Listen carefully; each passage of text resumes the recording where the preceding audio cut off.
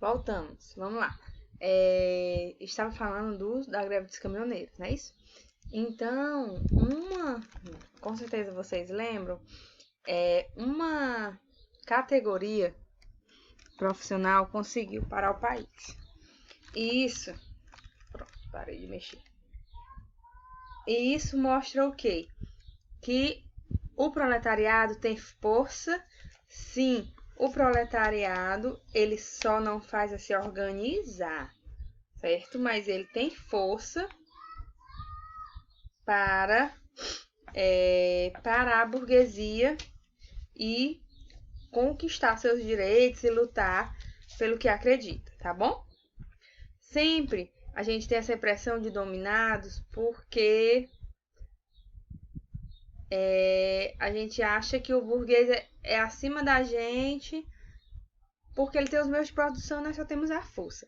Quando eu falo a gente, é a gente mesmo. A nossa profissão, ela está do lado do proletariado, é uma profissão liberal, então nós somos profissionais liberais, nós estamos do lado do trabalhador e defendemos ele, tá?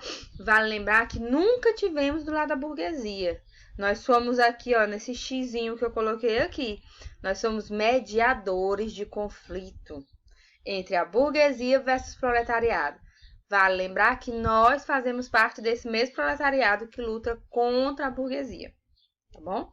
Esse é o nosso papel, de mediar essa situação de burguesia e proletariado. Uma questão muito interessante que vocês não podem deixar de lembrar, de saber, é que alguns profissionais acreditam, acham e defendem, só que estão errados, por diversos autores, Zé Paulo Neto, Maria Yamamoto, os grandes teóricos da nossa profissão, eles falam que o serviço social, a gênese, a questão social, ela não é exclusiva da nossa profissão. Se você observar, nós, assistente social, conseguimos resolver uma questão social sozinhos? Não. Então, como é que eu vou dizer que a questão social ela é da minha profissão? Ela é exclusiva do serviço social. Ela não é exclusiva. Ele é um fenômeno na nossa profissão. Ele é um objeto de estudo da nossa profissão.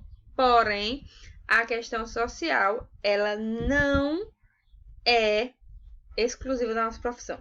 Ó, aqui, dessa relação burguesia e proletariado, sai a questão social, certo? Tá bom? Vamos fazer uma atividade hoje sobre questão social.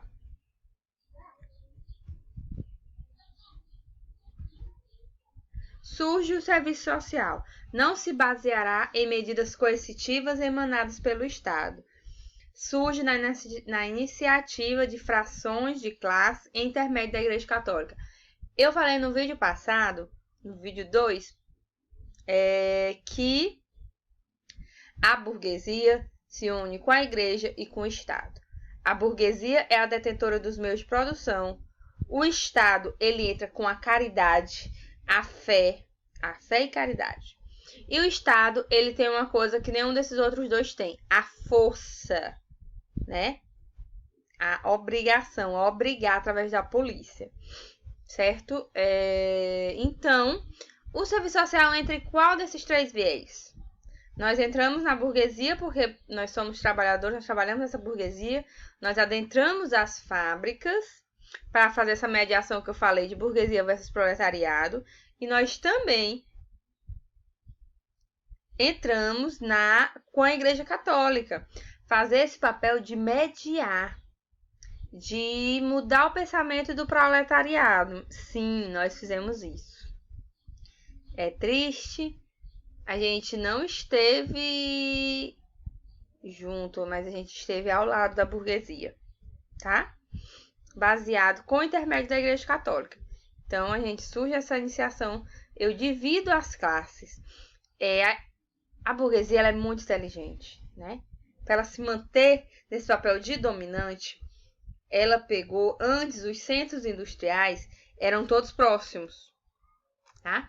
Ele começou a construir indústrias separadas. Sendo próximo, o proletariado conseguia se organizar como uma classe.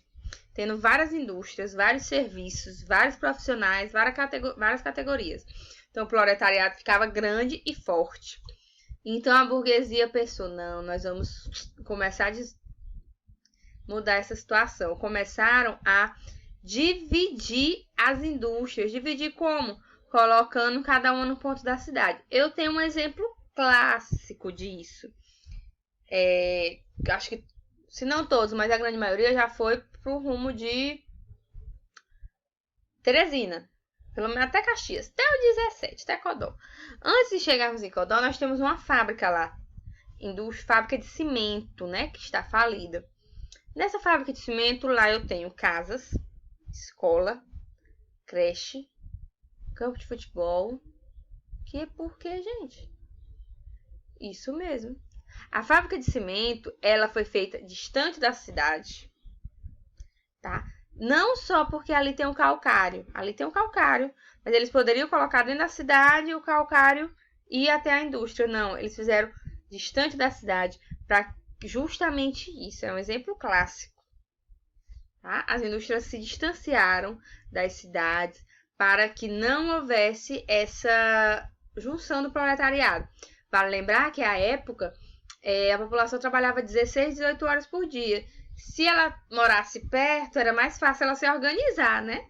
Ela entrava de noite e saía de noite. Mas se ela morasse distante, muito distante, naquela época não tinha carro, não tinha moto, tinha jumento e bicicleta, né? Bicicleta e carroça. Então, preferia se descansar a se organizar. Então, a burguesia ela é muito sarcás, ela é muito inteligente e ela vem com tudo para cima do proletariado, tá bom? Então, tal que ela investe na igreja católica. Então, tal que ela investe na fé. Tem uma questão interessante, uma prova de que houve essa união. Existem várias provas na história provando que teve essa união Estado, igreja e burguesia. Uma prova entre burguesia, entre Estado, igreja e burguesia, foi que a burguesia chamou o Estado. Naquela época, todo mundo ia à igreja ao domingo, tá? E hoje não é todo mundo, né? Infelizmente. Algumas pessoas participam frequentam alguma religião. Porque todo mundo diz que é católico, mas às vezes não se frequenta. Então, todo mundo frequentava. Tinha essa questão da caridade muito forte que a igreja católica sempre fez há séculos. Não é de hoje que a igreja católica faz caridade. E eles pegavam e diziam assim: igreja, se você conseguir que eles parem a rebelião, a revolução, essas manifestações, essa historinha aí de reduzir carga horária, melhorar condições de trabalho, porque eles trabalhavam em condições totalmente insalubres, a gente vai depois, né, negociar. E a igreja, quando ela conseguiu esse feito de segurar essas greves, a burguesia e o Estado disseram assim: pronto, igreja, você conseguiu fazer isso pela gente, por nós vamos te dar uma coisa bem legal.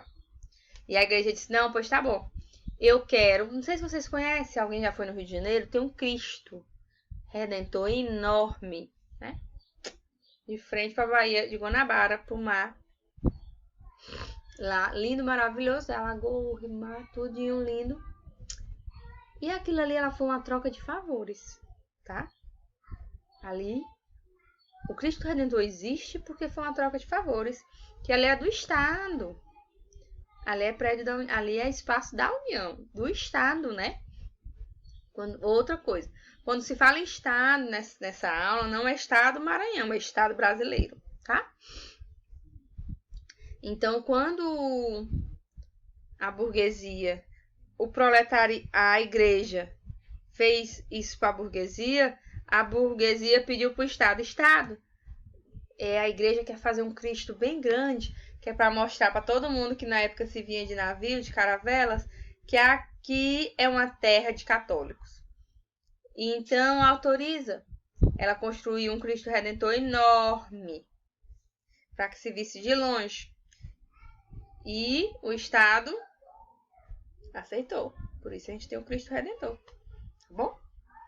E a igreja também ganhou terras, a igreja ganhou recursos, ganhou fiéis, perdeu fiéis, mas e quando ela não conseguia conter, se chamava o Estado pela força.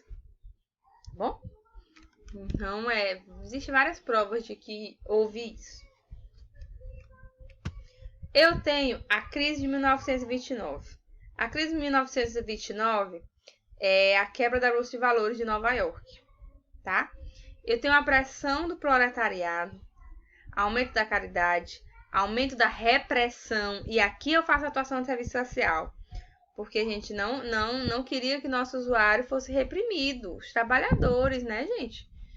A gente trabalha como se a gente trabalhasse numa fábrica, eu trabalho numa fábrica, e meus usuários e meus colegas de profissão, eu vou fazer essa mediação entre proletariado e burguesia, eu vou dizer para a burguesia o que o proletariado está reivindicando, e se eu vou tentar fazer essa mediação para evitar que o proletariado vá para as ruas fazer manifestação. Se eu não consigo, eu vou e reprimo. Eu digo para a burguesia não tem solução. Não, a Thalita não convenceu, o serviço social não convenceu, não. Pois o Estado vai convencer. E realmente muitas pessoas apanharam, muitas pessoas morreram, certo? As empresas, elas dispersam. Acabei de dizer isso no exemplo da fábrica de cimento. Lembrem sempre do exemplo da fábrica de cimento, porque Codó a fábrica de cimento, ela não é perto nem da vila lá do 17, do distrito lá de 17. Ela é até um pouquinho distante. E por que na fábrica de cimento eu tenho escola, eu tenho casa? Os melhores cargos tinham casas. E tinha uma escola para que a população não saísse de lá e não soubesse o que estava acontecendo na cidade. Tá bom? A população operária, minoria composta por imigrantes, marginalizados, sociais, péssimas condições de vida e péssimo salário. Então, a população operária ela é composta minoria por imigrantes. Foram os imigrantes que aqui no Brasil eles trouxeram essa luta por direitos, essa luta por reivindicações, por melhores condições de vida, tá? Porque isso tudo aconteceu, a Revolução Industrial lá na Inglaterra, mas aqui no Brasil ela já foi tardia, a Revolução Industrial. Aqui no Brasil ela é tardia, porque a nossa colonização foi tardia, o sistema de produção demorou a chegar aqui, então a nossa revolução ela é tardia. Foi tardia, na verdade. O preço da força de trabalho será constantemente, olha o que eu disse, proletariado, burguesia, proletariado, e aqui do lado, exército industrial de reserva, é isso que está dizendo. O preço da força de trabalho será constantemente pressionado para o baixo nível e pela progressiva constituição de um relativamente amplo exército industrial de reserva. É o que eu falei para vocês. O proletariado ele não se submete às horas, às situações que a burguesia pede. Tem um monte de gente aqui, do exército industrial de reserva pressionando. Se tu não faz, eu faço. Tem 5 querendo tua vaga, 10 querendo tua vaga. Certo? Então, por muitas vezes, o proletariado se submetia a algumas situações por força, por pressão do exército industrial de reserva.